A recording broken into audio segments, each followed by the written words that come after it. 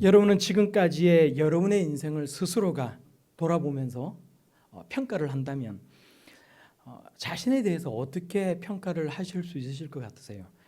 제가 주초에 이제 설교 제목을 뭐라고 정할까 이렇게 생각을 하다가 인생은 아름답다라고 한번 이렇게 정해놓고 이제 이렇게 맞춰서 이렇게 이제 쭉 생각을 하고 있었는데 TV를 보니까 이상한 변호사 우영우라는 드라마에서 이런 대사가 나오는 거예요. 뭐 전 세계적으로 정말로 많은 인기를 얻은 드라마라 많이들 이제 여러분들도 보셨겠지만 자폐 스펙트럼을 가지고 있는 그 이제 드라마 속의 우영우 변호사가 이제 그렇게 말하지 않습니까? 제 삶은 이상하고 별나지만 가치 있고 아름답습니다. 저는 근데 이제 이 말을 듣고 이런 생각을 해봤어요. 자신의 삶이 사람들에게 이상하고 별나게 보이지가 않았다면 드라마 속에 있는 이 우영우 변호사가 가치 있고 아름답다라고 자신의 인생이 가치 있고 아름답다라는 그 대사가 시청자들에게 과연 얼마나 큰 감동을 줄 수 있었을까? 사람들과 사회 속에 적응하기가 쉽지 않고 또 자기를 싫어하는 사람들도 많이 있지만 그럼에도 불구하고 자신의 삶은 가치가 있고 아름답기 때문에 그래서 나는 괜찮다라고 하는 이 말 때문에 우리가 더 많이 감동을 받을 수 있었던 것은 아닌가라는 그런 생각을 해봅니다. 우리 모두가 어떤 삶을 살아가든지 간에 이기적이고 경쟁적인 이 세상 가운데서 따뜻한 인간미를 우리가 잃어버리지 않고 있다면 우리의 삶은 가치 있고 아름답다라고 말할 수 있다라고 생각을 합니다. 정의로운 것을 추구하고 어려운 사람들을 보면 내가 불쌍히 여길 수 있는 마음이 내 마음 가운데 있고 그래서 따뜻한 인간미라는 것이 내 속에 있다면 하나님께서 태초에 사람을 만드실 때 그 사람 안에 본질적으로 하나님의 형상, 이것이 하나님의 형상인데 이것을 우리들에게 심어 두신 거거든요. 그래서 내가 나의 인생을 아름답다라고 과연 내가 정말 말할 수 있을까라고 생각을 했을 때 단순히 이 말이 그냥 듣기 좋은 미사여구가 아니라 정말로 내 속에 그런 하나님의 형상이 있기 때문에 그리고 내가 그런 모습으로 살아가고 있기 때문에 우리는 내 인생은 아름답다라는 말에 우리 모두가 다 동의할 수 있어야 하는 것입니다. 그리고 우리 속에 있는 하나님의 형상을 잃어버려서 지독히 이기적인 마음으로 살아가지 않고 하나님께서 우리에게 살아가게 하신 우리의 인생을 살아가고 있는 모든 사람들은 모두가 다 내 인생이 가치가 있고 아름답더라고 스스로가 말할 수 있어야 할 줄로 믿습니다. 저는 특별히 오늘 성경 본문 말씀에 나오는 야곱의 인생을 보면서 이 야곱이야말로 이상하고 정말로 별나게 산 그런 사람이지만 가치 있고 아름다운 삶을 살았다는 생각을 가졌던 그런 사람이 아닐까 그런 생각을 해봐요. 물론 듣기에 따라서 생각하기에 따라서는 야곱과 아름다운 삶이라는 게 정말 뭔가 안 맞는 그런 말처럼 들리는 사람도 있을 수가 있습니다. 야곱 자신도 애굽의 바로왕 앞에 서서 바로왕을 만나서 자신에 대해 소개를 할 때 나는 험한 세월을 산 사람이라고 이야기를 했어요. 그렇지만 그 험한 세월을 통해서 다듬어지고 모난 부분이 깎여 나가고 바뀌고 변화된 그 야곱의 생애를 우리가 읽어보면 성경을 통해 읽어보면 그리고 야곱에게 주어진 삶이 과거에 묶이고 그래서 망가진 것이 아니라 자신이 살았던 그 현재의 삶을 뛰어넘어서 먼 미래를 열어가는 삶이었다는 것을 우리가 생각해 본다면 야곱의 삶은 정말로 가치 있고 아름다운 삶이라는 것이 맞다는 것에 동의할 수 있다는 것입니다. 혹시라도 야곱의 과거가 그러했던 것처럼 우리가 생각해 볼 때 우리의 인생을 생각해 볼 때 성공이나 기쁨이나 어떤 자랑과 같은 그런 단어들보다는 뭐 실패, 고통, 뭐 한숨, 슬픔 뭐 이런 단어가 나에게 더 잘 어울린다라고 생각되는 그런 성도님들이 우리 가운데 계신다면 하나님께서 나를 택정하여 주시고 소명의 인생을 살아가게 하셨음을 기억하면서 삶을 긍정하고 가치 있고 아름답게 살아갈 수 있는 그렇게 여기며 살아갈 수 있는 저와 여러분들이 다 될 수 있길 바랍니다. 오늘 성경 본문 말씀은 야곱이 이제 자신의 임종을 앞두고 요셉의 두 아들 그러니까 자신에게는 손자가 되는 그 요셉의 두 아들들을 자신의 아들로 입양을 하고 축복하는 내용을 가지고 있어요.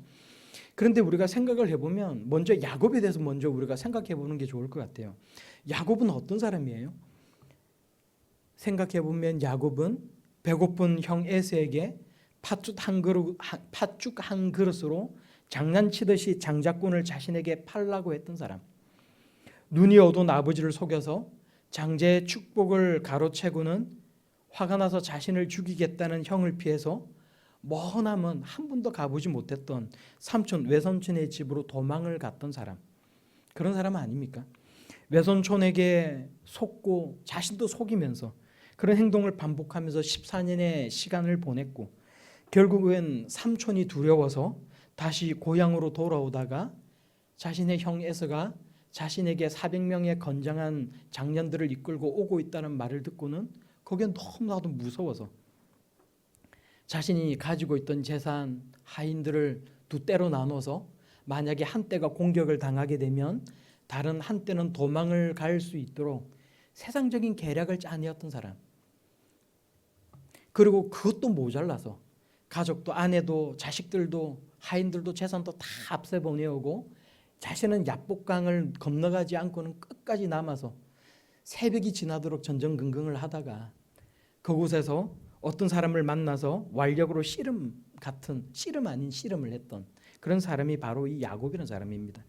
그리고 그 낯선 사람에게 축복을 받고는 그 사람이 하나님께서 보내신 천사였고 동시에 천사를 통해 나타나신 하나님이라는 사실을 깨닫고는 자신의 인생이 완전히 달라졌던 그런 사람이 이 야곱이라는 사람이에요.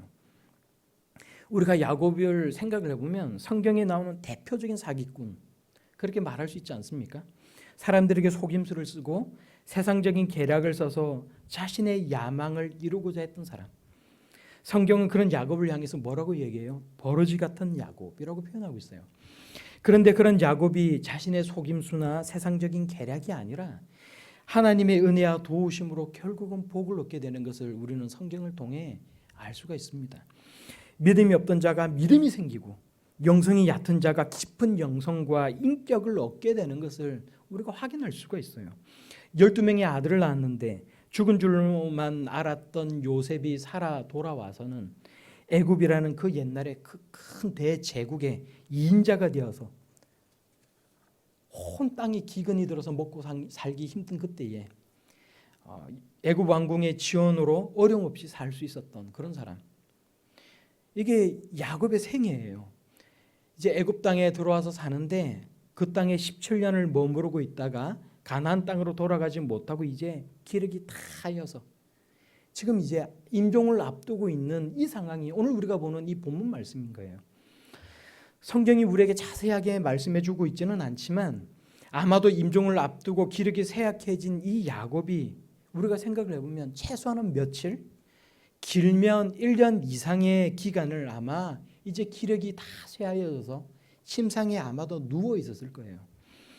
누구나 임종하기 전에 자신의 과거를 돌아보고 자신의 삶을 정리한다고 이야기하잖아요. 그렇게 침상에 누워서 야곱은 자신의 인생을 돌아보면서 과연 어떤 생각을 했을까? 여러분, 야곱이 자신의 인생을 돌아보면서 어떤 생각을 했을까? 생각을 해보면 여러분은 뭐라고 생각이 드십니까?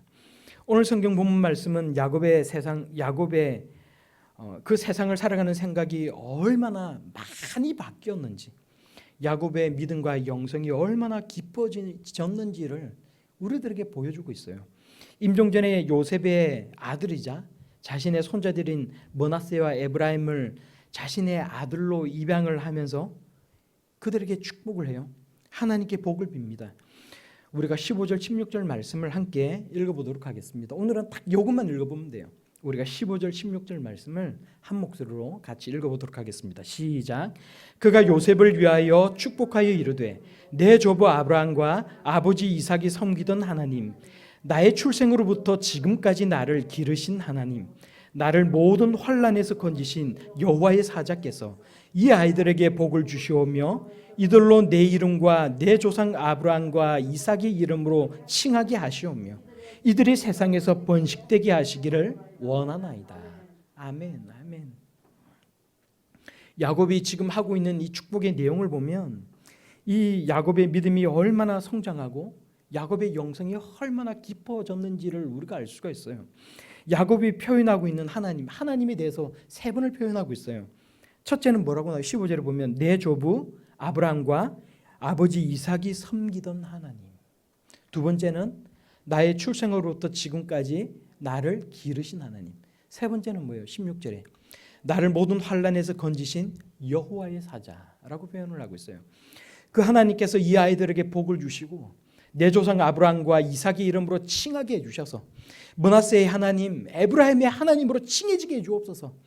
이들이 세상에서 많아지고 번성하게 해달라고 하나님 앞에 기도하고 있는 거예요. 그런데 나를 기르신 하나님이라는 이 15절에 나오는 이 말을 원어로 보면 나를 기르신 하나님이란 말은 내 목자이신 하나님이라는 말을 의미를 가지고 있다는 거예요. 자신이 목자이기도 하지 않았어요. 그런데 이 야곱이 하나님이야말로 진정한 나의 목자라고 지금 부르고 있는 것입니다. 나를 먹여주시고 나를 지켜주시고 길러주신 하나님이라고 지금 표현하고 있는 거예요. 이 말은 야곱의 삶과 그 인생에 자기가 지나왔던 그 과거의 그 경험에서 나온 진정한 고백 아닙니까? 또 16절에 나를 모든 환난에서 건지신이라고 하는 이 표현에서 환난이라는 말은 그냥 내가 인생을 살아가면서 당하게 되는 큰 어려움이라는 의미만 가지고 있는 것이 아니라 모든 부정직이고 나쁜 것들을 다 포함하고 있는 말이라는 거예요. 그래서 나를 모든 부족함, 결핍, 괴로움과 공포, 아까 장로님 기도하셨던 것처럼 가난함, 사람들의 공격과 역경에서 나를 건져주셨다라고 표현하고 있는 것입니다. 나를 건지신이라고 할 때 이 말도 이게 성경적으로 보면 굉장히 의미가 깊은 말이거든요. 나를 건지신이라는 이 말이 가지고 있는 의미는 원래 이제 누군가가 어려움을 당하게 되었을 때, 큰 어려움에 빠졌을 때 그 사람과 가장 가까운 친족이 그 어려움에 빠져 있는 자신의 친족을 도와줄 의무가 있어요. 그래서 만약에 그 사람이 누군가를 손해를 끼쳤다면, 그래서 갚을 능력이 없다면 가장 가까운 친척이 그 손해를 대신 갚아줘야 했다는 것입니다. 여기서 야곱이 나를 건지신 하나님이라는 말은 내가 어려움에 빠져서 먹고 살기 힘들 때, 정말로 내가 큰 공경에 빠져서 정말 어떻게 해야 될지 모를 때 하나님께서 나의 가장 가까운 친척이 되어주셔서 나를 대신해서 그 모든 빚을 다 갚아주시고 나를 건져주셨다는 말을 표현하고 있는 거예요. 내가 믿는 하나님은 그런 하나님이라고 표현하고 있다는 것입니다. 또 더 깊이 생각해 보면 여기서 하나님의 사자라는 표현을 쓰고 있잖아요. 그런데 여기서 하나님의 사자라고 할 때 이 사자가 무슨 의미예요? 다른 말로 표현을 하면 세번역 성경이나 다른 성경을 찾아보거나 영어 성경으로 찾아보면 천사라는 의미를 가지고 있어요. 하나님께서 보내진 천사라는 의미를 가지고 있다는 것입니다. 여러분 생각해 보면 야곱이 야복강가에서 그 강을 건너지 못하고 홀로 남아 있을 때, 한밤중에 홀로 있을 때 하나님의 사자, 하나님의 천사가 나타났어요. 그러고는 자신의 모든 인생이 다 변화된 거예요. 나를 변화시켜 주셨던 그 하나님의 천사가 내가 사랑하는 내 아들들에게도 나타나서, 므낫세와 에브라임에게도 나타나서 내 사랑하는 이 자식들을 도와달라고 하나님 앞에 기도하고 있는 것입니다. 근데 여기서 한 걸음 더 나아가 봐요. 인간의 형상을 입고 찾아오신 하나님, 그 하나님이 누구예요? 오늘날 우리 가운데 나타나셔서 2000년 전에 이 땅 가운데 오신 예수 그리스도를 이야기하고 있는 것입니다. 여러분 이런 얘기를 하면 그냥 이게 무슨 지식적인 어떤 얘기를 지금 하고 있는 것이냐라고 생각을 할 것이 아니라 정말 이 하나님의 말씀을 통해 예수 그리스도께서 오시기 한참 전에 그 과거에 나타나셨던 그 하나님께서 야곱의 그 입술을 통해 모든 하나님의 자녀들, 택정받은 하나님의 자녀들을 도울 예수 그리스도, 하나님의 사자, 말라기를 보면 예수 그리스도를 하나님의 사자라고 정확하게 우리에게 표현하고 있거든요. 그 예수 그리스도께서 오셔서 우리를 도와주실 것이라고 이 얘기를 하고 있다는 거예요. 하나님의 우리를 향한 큰 은혜를 이 말씀 가운데서 우리가 볼 수 있는 것 아닙니까? 목자가 자신의 양을 돌보듯이 하나님께서 나에게 필요한 모든 것들을 다 공급해 주셨고 나를 돌봐 주셨는데 하나님께서 내가 사랑하는 내 자손들에게, 내가 사랑하는 이 사람들에게도 동일한 은혜를 내려 주옵소서라고 하나님 앞에 기도하고 축복하고 있다는 것입니다. 생각을 해보면 야곱은 정말로 갈등이 많은 인생을 살았어요. 자기 형하고도 갈등을 일으키고 외삼촌하고도 갈등을 일으키고 수많은 사람들과 갈등을 일으키면서 살아왔던 사람입니다. 그런데 그런 갈등이 가득 찬 삶을 살아가면서 이 야곱이 붙들 수 있었던 것은 뭐예요? 사람들이 자신을 공격하고 수많은 그 갈등 가운데서 자신이 세상을 살아갈 수 있는 힘을 얻을 수 있었던 것은 하나님의 약속이었다는 거예요.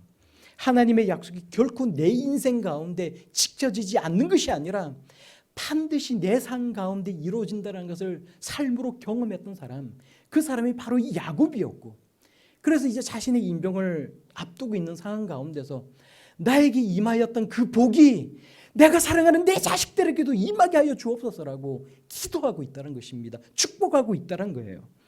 여러분, 우리 모두에게도 이러한 하나님의 은혜와 축복이 임하기를 바랍니다. 예수 그리스도를 통해 우리에게 주어지는 복은 이 모든 복이 다 포괄되어 있는 거예요. 그러므로 우리가 세상을 살아가면서 예수 그리스도를 믿는다라는 것은 야곱에게 임하였던 그 은혜와 복이 우리에게도 임한다는 것을 우리가 고백하고 그것을 받아들이면서 살아가는 것이고, 내가 누군가에게 예수 그리스도를 전한다는 것은 그냥 단지 내가 믿고 있는 종교를 전하는 것이 아니라 야곱에게 임하였던 그 놀라운 하나님의 은혜가 그 사람에게도 임하기를 간절하게 바라고 그 사람을 축복하는 의미를 가지고 있다는 것입니다. 그러므로 우리가 이 땅을 살아갈 때 그 은혜와 복을 나만 누릴 것이 아니라 다른 사람에게도 전하고 그 축복을 빌어주며 살아갈 수 있는 저와 여러분들이 다 될 수 있기를 우리 예수님 이름으로 축원합니다.